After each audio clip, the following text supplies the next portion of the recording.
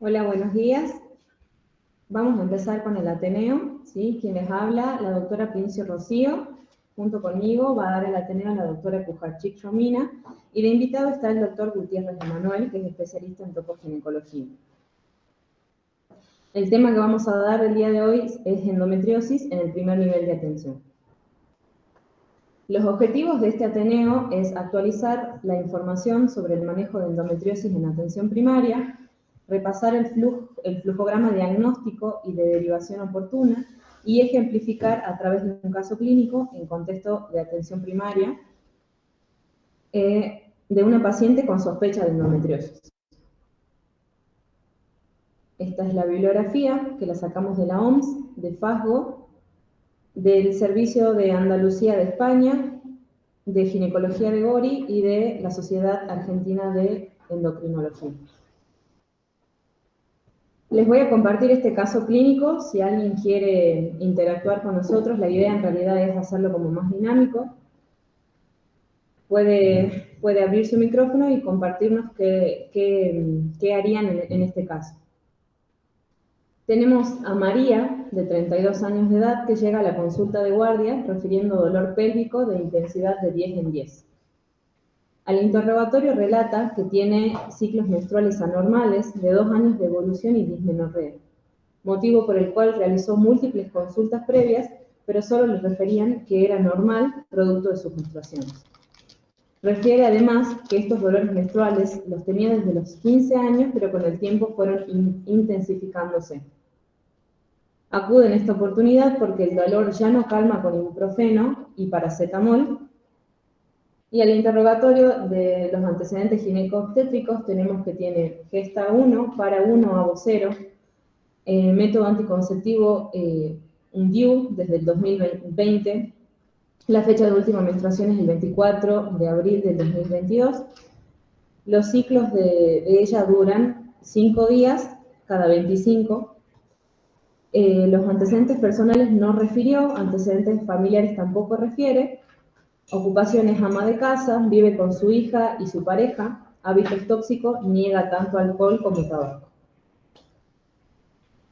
Si alguien quiere compartir alguna idea de qué harían con esta paciente en este contexto de guardia, pueden habilitar sus micrófonos.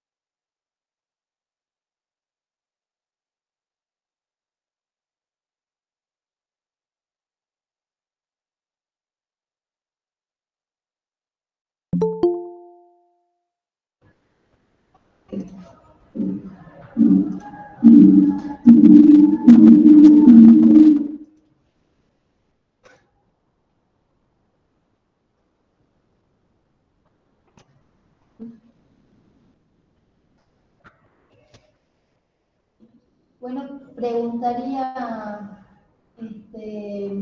la fiesta, no sé qué menstrual.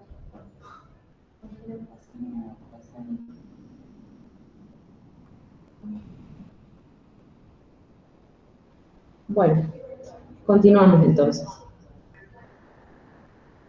Como para recordar un poco qué es la endometriosis, sabemos que es una enfermedad inflamatoria crónica progresiva de al menos 50% de las mujeres, ¿sí? Y consiste en la implantación y crecimiento benigno del tejido endometrial fuera de su lugar. Las localizaciones más frecuentes son las ováricas y las uterinas, siendo ovárica en un 60 o 65% y las uterinas entre 18 al 20%. Otros focos de endometriosis también pueden ser en cualquier lugar del cuerpo, excepto en el vaso, es decir, en todo lo que es retroperitoneo, estómago, incluso pulmones, ¿sí? Que tiene más o menos un porcentaje del 15 al 22%. Dentro de lo que es la epidemiología, en la prevalencia es del 10 al 15% en mujeres en edad reproductiva, la incidencia es de 1,6% en mujeres de entre 15 a 49 años y la incidencia más elevada es de 30 a 45 años. La edad del diagnóstico, según las bibliografías, es de los 25 a 29 años, pero va a interferir mucho en quién haga el abordaje principal, ¿sí? Ya lo vamos a ver por qué. Los síntomas más importantes que da la endometriosis, tenemos dos síntomas fundamentales, que son el dolor, ¿sí? y la infertilidad. Dentro de lo que es el dolor, puede ser un dolor pélvico o puede tener otra localización dependiendo de dónde se encuentran los injertos. Puede estar relacionado o no con la menstruación, pueden tener diferente intensidad, ¿sí? Y esto no se va a relacionar con la gravedad de la enfermedad. Es decir, que podemos tener mujeres que tienen endometriosis muy severas y mismo así no referir dolor. Entonces, el dolor no va a caracterizar, digamos, la severidad de la enfermedad.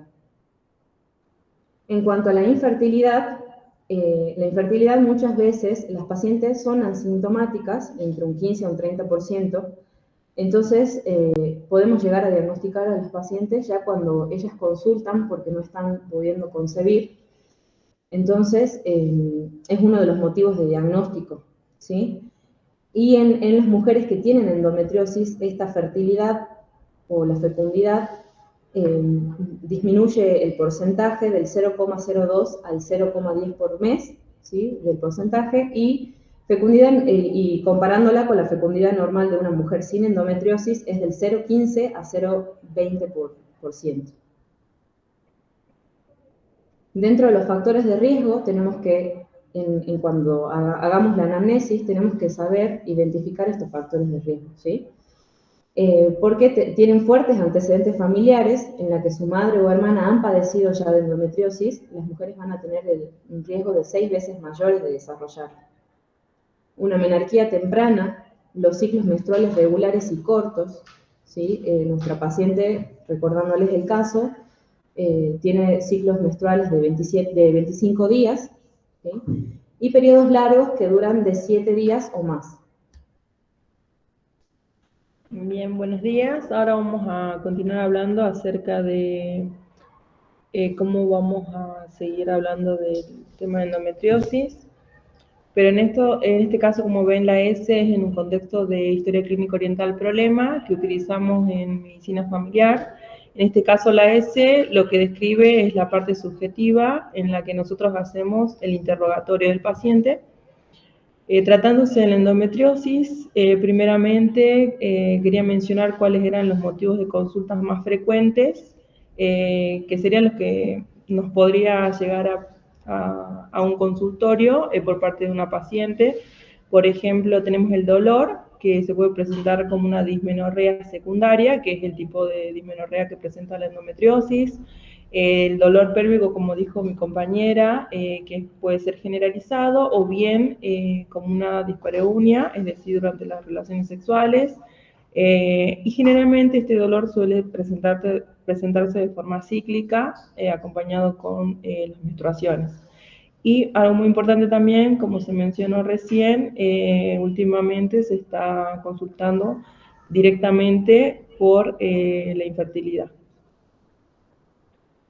Como algo importante para recalcar en cuanto a la endometriosis es que la demora de los síntomas, del primer síntoma, digamos, de que la paciente consulta, puede demorar entre 7 y 8 años, y por una cuestión que también mencionó acá la doctora respecto a que no está relacionado el dolor con la gravedad de la enfermedad, y muchas veces tenemos pacientes que ya tienen la enfermedad avanzada y al momento de la consulta digamos, no, el diagnóstico ya es más tardío, justamente por esto, por la minimización de los síntomas, y por ahí uno no la tiene en cuenta, pero es importante que pensemos en la endometriosis. Siguiendo con la parte de digamos, de la historia clínica oriental del problema, la anamnesis, el interrogatorio a realizar, lo más importante es que recopilemos datos en la historia clínica para que eso haga que a medida de que vayamos avanzando lleguemos a un diagnóstico presuntivo, que en este caso sería la A, que también ya lo voy a explicar. Lo más importante en el interrogatorio, en el caso de una paciente con sospecha, sería identificar el tiempo de la evolución de sus síntomas, es decir, preguntarle, digamos, desde cuándo tiene, por ejemplo, la dismenorrea, si se relaciona con sus ciclos menstruales, es decir, sacar toda la información, digamos, que nos sirva y nos oriente, digamos, para el diagnóstico presuntivo, las características, digamos, de los síntomas que ella pueda referir que acompañan, digamos, al síntoma principal, cuál es la respuesta a los analgésicos en el caso de que ella refiera, digamos, que ante la presencia de un dolor, ella tome, por ejemplo, lo más común es que nos refieran el ibuprofeno, que son, digamos, el analgésico que más se está utilizando, y, bueno, los síntomas acompañantes, como mencioné también, tratar, digamos, de indagar acerca de que si existen o no. Como para puntualizar un poco acerca de la dismenorrea, que es secundaria en endometriosis, que bueno, repasar de que aparece luego de un periodo variable, digamos, de que ya la paciente refiere tener menstruaciones dolorosas, que se asocia, digamos, con esta patología, digamos, pelviana, que es la endometriosis. Y para no olvidarnos que también indagar es el tema de los factores emocionales, digamos, que pueda presentar la paciente, o por lo menos nosotros como médico de familias le damos mucha importancia, por ejemplo, porque tiene un papel relevante, digamos, en lo que es la forma de la percepción de la paciente en cuanto al síntoma. Entonces, para eso tendríamos que indagar, por ejemplo, el grupo familiar de la paciente, cuál es su entorno, las vivencias, digamos, que hayan tenido, digamos, las personas con las que ella se relaciona, como pueden ser amigas, hermanas, y muy importante la interpretación, digamos, cultural e individual, digamos, que tiene respecto a la menstruación. Porque en el momento, digamos, de que ella nos refiera acerca de este síntoma, lo deberíamos tener en cuenta. En cuanto a la dispareunia, aclarar, digamos, siempre cuando se pregunta acerca de este síntoma, es acerca de en qué momento, digamos, ella siente el dolor. Por ejemplo, si es durante la penetración, podemos inferir que es, por ejemplo, un diagnóstico como la vulvitis, o bien si ya es más profundo el dolor que ella nos refiere, ya podemos estar hablando de una infección pelviana, digamos, como en este caso una endometriosis, que puntualmente podría ser en los ligamentos uterosacros o bien en el fondo del saco de Douglas. Eso es más que nada como orientativo en el momento de hacer la anamnesis. Y bueno, como para concluir con lo que es la parte de la anamnesis, tener en cuenta que una mujer que se nos presenta en el consultorio en edad fértil, cualquiera fuera el motivo, digamos, por el que nos llegue a consultar, que tengan que ver con dolores pélvicos menstruales, que el dolor sea algo invalidante, que no le permita hacer, digamos, sus actividades diarias, que sea progresivo y que en la calidad de vida vaya afectando, digamos, de alguna manera, o también, como es importante en la endometriosis, el tema de que tenga una dificultad para lograr un embarazo, es decir, la infertilidad, que nos debe alertar acerca de la endometriosis. Es decir, que con estos datos debemos sospecharla. Y más que nada por esto que dijimos que el inicio de los síntomas se demora, bueno, que lo tengamos en cuenta. Luego pasamos a la O, que en realidad nuestra historia clínica, la que utilizamos nosotros es la historia clínica orientada al problema, en la que tenemos la S, la O, la A y la P. En este caso la S es la parte subjetiva, que ya la mencioné, que hablábamos del interrogatorio, donde recabamos toda la información posible acerca del motivo de consulta de la paciente. Después la parte de la O sería la parte objetiva, es decir, lo que nosotros podamos realizar tanto en un examen físico o bien si nos trae estudios complementarios, también los tenemos que tener en cuenta en esta parte de la historia clínica. En este caso hablamos del examen físico que debemos realizar, digamos, una paciente que venga con una consulta. Por ejemplo, es importante que sepamos que no difiere, digamos, del examen ginecológico que se realiza habitualmente, pero debemos poner énfasis en ciertas cosas, como por ejemplo, en un examen físico, la palpación, por ejemplo, de nódulos a nivel de los ligamentos uterosacros, fondo sacro de Douglas, que en este caso podemos usar o no, dependiendo del ámbito en el que estemos, un tacto vaginal. Después tenemos la fijación, digamos, también de los genitales internos o presencia de masas ováricas. Eso sería lo más importante en cuanto al examen físico ante una sospecha de una endometriosis. Pero como mencioné, depende del contexto en el que nos encontremos, se puede realizar o no, digamos. En cuanto a la P, ya hablamos del plan terapéutico, que nos va a hablar acá la doctora. Bien, en cuanto a la P, tenemos, como dijo mi compañera, el plan terapéutico y también el plan diagnóstico que vamos a hacer en la paciente, ¿sí? Vamos a hablar primeramente del plan diagnóstico. Acá le ofrecemos un flujograma, ¿sí? Que es de Andalucía, de España, que nos pareció bastante ordenado, ¿sí? Cuando nosotros tengamos una sospecha clínica de endometriosis, vamos a tener en cuenta la edad de la paciente, los síntomas y también los deseos reproductivos, ¿sí? Una vez que tengamos todo eso en cuenta, también, aparte de la anamnesis y de la exploración ginecológica, podemos pedir diversos estudios que ya les voy a comentar de cada estudio cómo repercute, ¿sí? Porque, por ejemplo, podemos pedir ecografía transvaginal, un CA-125 y una resonancia magnética nuclear. En este caso sería para, si la paciente tiene deseos de tener deseos reproductivos, le vamos a hacer una derivación a consultas de reproducción asistida, ¿sí? Y en caso de que la paciente no lo desee, podemos hacer derivarla al ginecólogo sobre todo, ¿sí? Para que le haga una laparoscopía diagnóstica, porque esto nos va a permitir que le hagamos la estratificación de la patología. Con la laparoscopía también se puede realizar un tratamiento, ¿sí? Y además se puede realizar la toma de biopsia de las lesiones. Acá en este cuadro especifica para qué nos va a servir cada prueba que le podemos llegar a solicitar a la paciente. Si tenemos los signos y síntomas, obviamente vamos a sospechar, ¿sí? Y tenemos, como les había comentado, valorar los factores de riesgo. La laparoscopía es la prueba de oro, o sea, el gol estándar, ¿sí? Es de certeza y tiene una recomendación de grado B. Junto con ella se realizaría lo que es la histología, que también es de certeza, o sea, la histología es la que nos confirma el diagnóstico. Y lo que sí, recalcar lo de la laparoscopía, por ahí, si bien se ven las lesiones, ¿sí? Pero muchas veces puede como subestimar cuando la paciente tiene una endometriosis severa, porque no se llegan a ver todas las lesiones, pero sí hacer la toma de biopsia. El CA-125, si bien sirve para descartar patologías malignas, en la endometriosis también está aumentada, ¿sí? Y más que nada el CA-125 nos va a servir de monitorización del tratamiento que se realice a esa paciente. Entonces está bueno que tengamos un valor de CA-125 desde el inicio, antes que ella comience el tratamiento, para ir monitorizándolo con este marcador.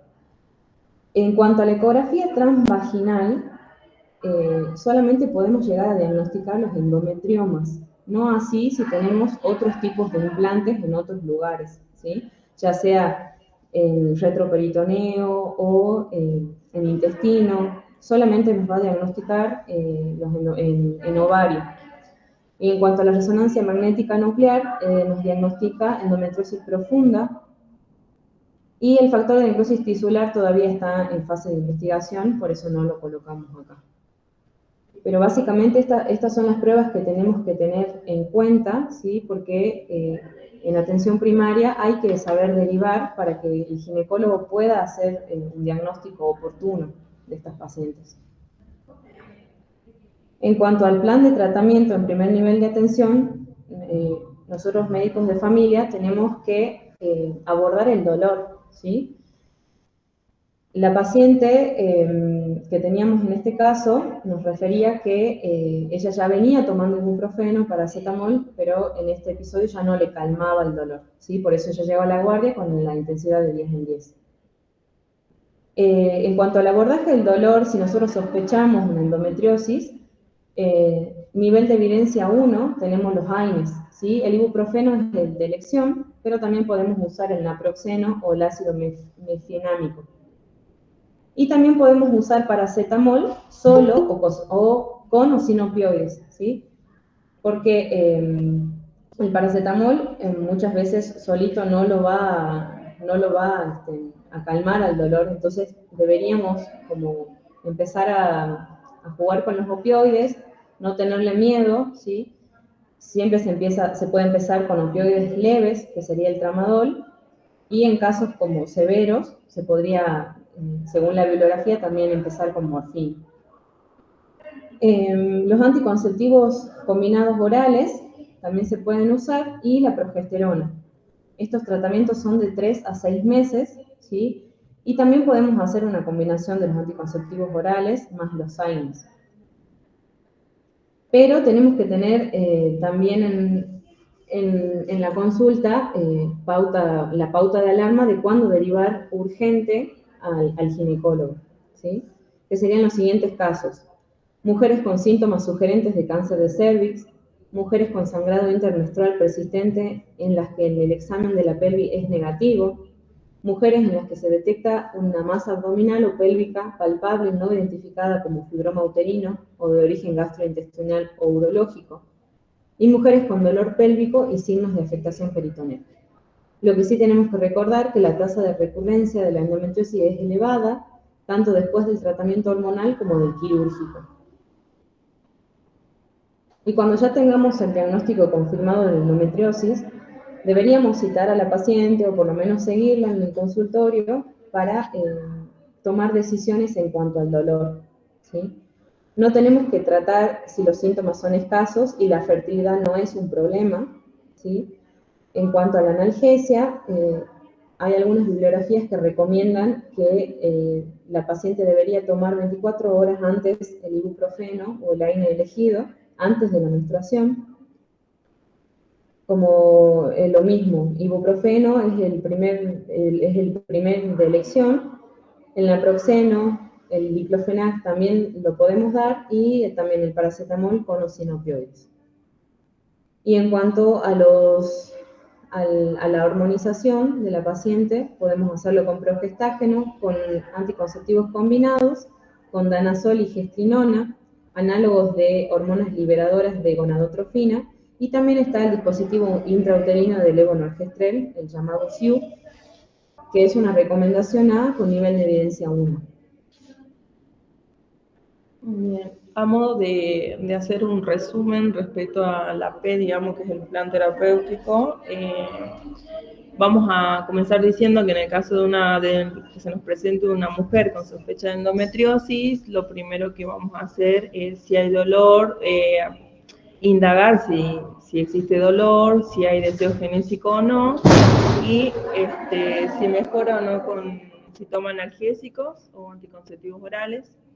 En cuanto a nosotros estaríamos en el primer eslabón como en la atención primaria, como médicos de familia. Entonces lo que nosotros hacemos es, primero, evaluar, digamos, a través de nuestra historia clínica y todo, paso a paso, y evaluar si esta paciente es para un manejo en el primer nivel de atención, o bien si es oportuno una derivación para que se haga la confirmación diagnóstica.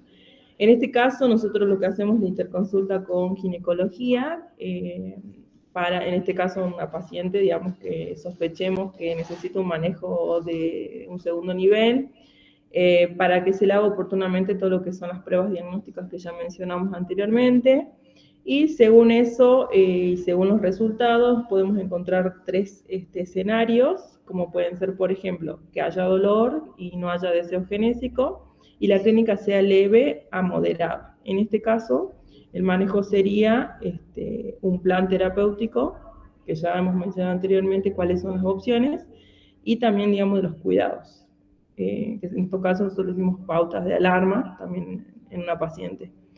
En cuanto a otro escenario, sería si nos encontramos con una clínica más grave o con una afectación más profunda, que eso ya lo podemos visualizar a través de los métodos diagnósticos.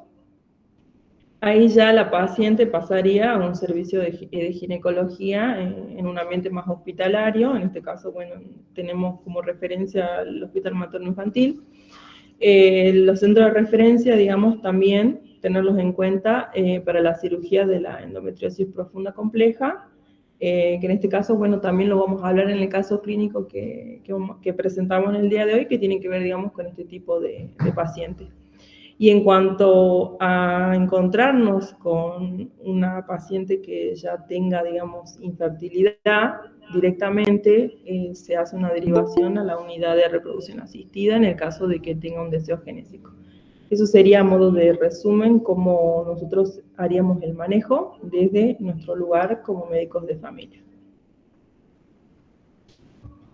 Bueno, y continuando con el caso, ¿sí?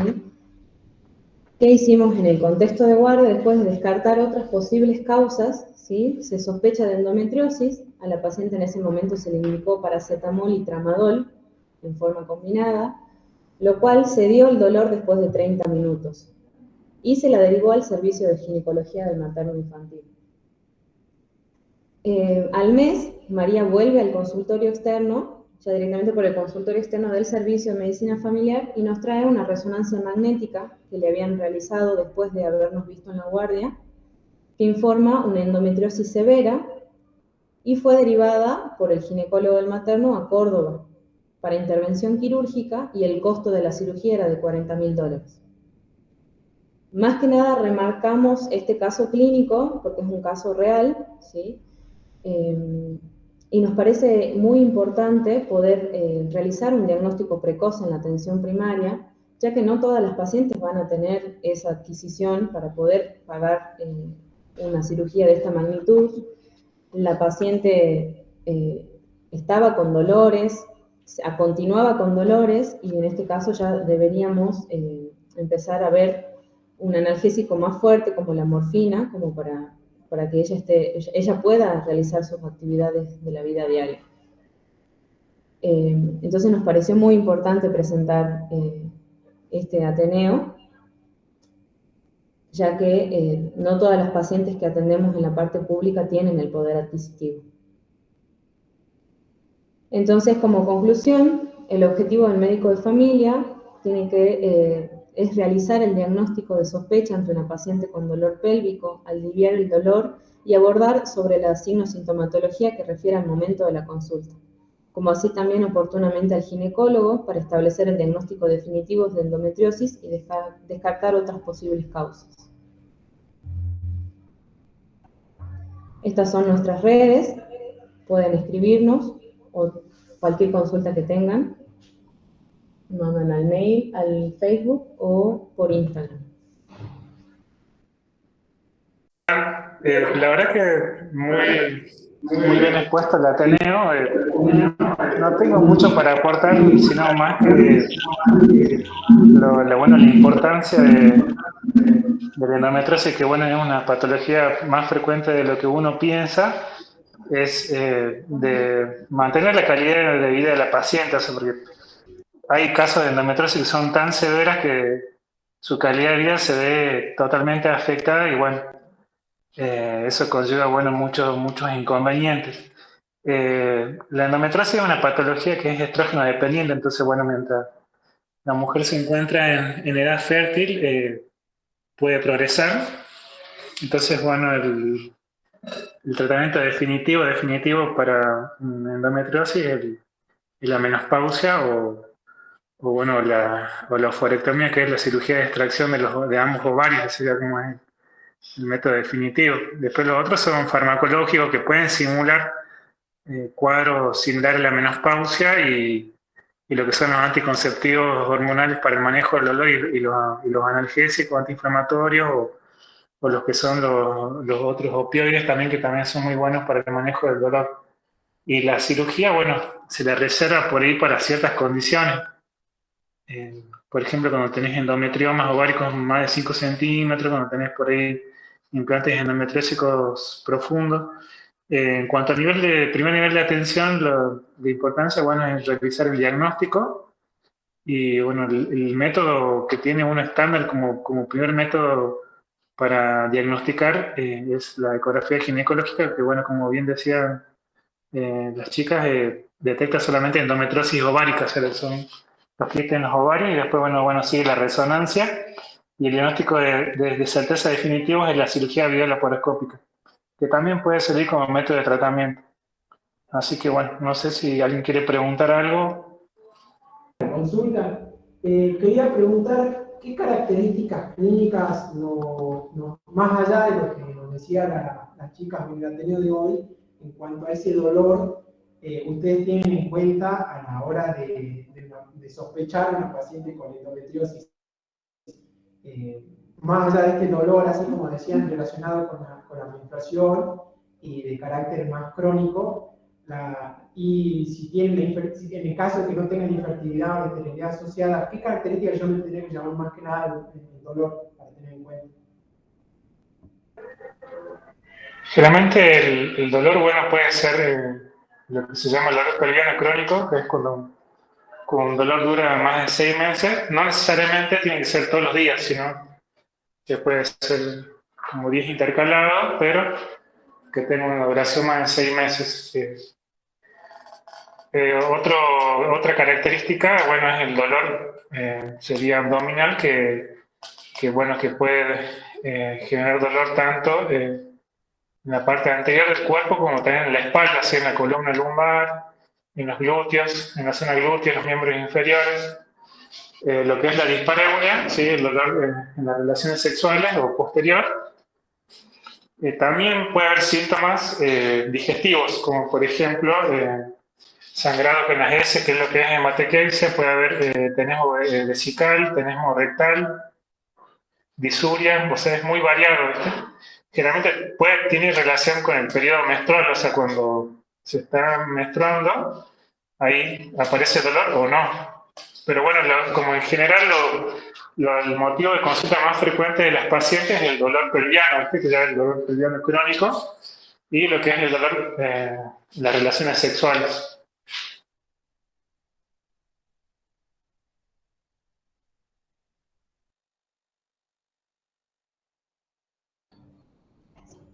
Gracias.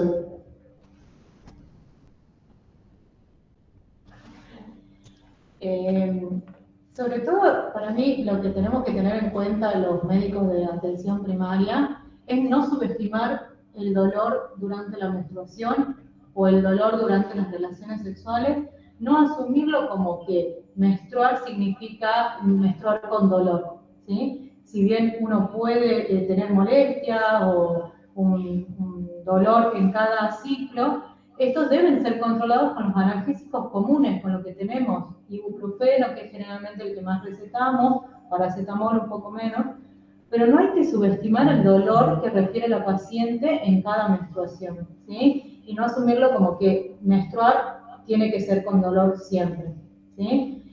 Solicitar un estudio, solicitar una ecografía y ante reiteradas consultas pasar a un método diagnóstico un poquito más avanzado, una resonancia, ¿sí? Que no tengamos miedo de pedir una resonancia en primer nivel, ¿sí? Que la paciente no tenga que pasar 3 años de dolor, de faltar al trabajo por el dolor, o de dejar de hacer sus actividades por el dolor, de dejar de tener relaciones por el dolor, porque no podemos pedir una resonancia.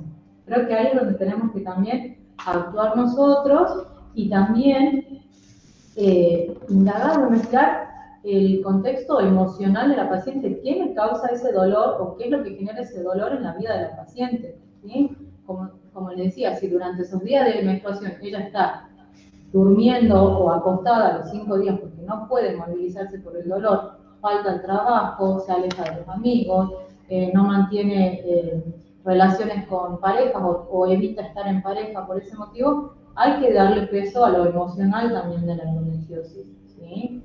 Y que también tiene que ser abordado por un equipo, ¿sí? No puede solamente el médico o el ginecólogo ser el único que aborde el tema de la endometriosis. Y siempre sospechar, ¿sí? Ante la duda, tiene que estar la sospecha.